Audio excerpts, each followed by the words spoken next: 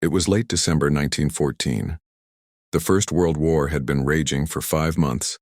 On the Western Front, the ground was frozen solid. Inside the muddy, freezing trenches, a young British soldier named Arthur shivered, clutching his rifle. The air smelled of gunpowder and damp earth. Across the terrifying stretch of land known as No Man's Land, the German enemy was only 100 yards away. Usually any movement meant death, but tonight was different. It was Christmas Eve. Suddenly Arthur lifted his head. The shooting had stopped.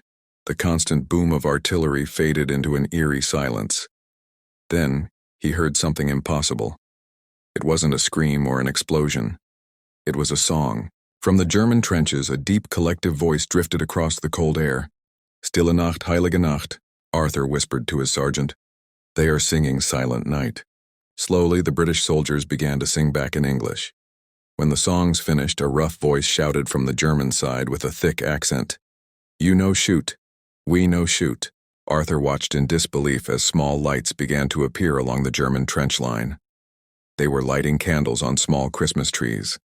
Then, a single German soldier climbed out of his trench, unarmed, walking calmly into the middle of the battlefield with his hands up. "It's a trap!"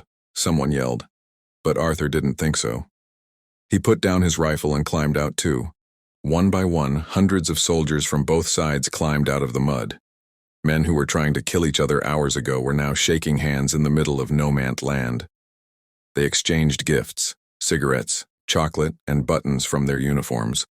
They showed each other photos of their wives and children, realizing that the enemy was just a scared man far from home, exactly like them. Legend has it that someone even brought out a ball, and they played a friendly game of soccer on the frozen ground. Germany versus England. There were no referees, only laughter. For that one magical night, the war didn't exist. Humanity won. But as the sun rose the next morning, the distant sound of cannons returned.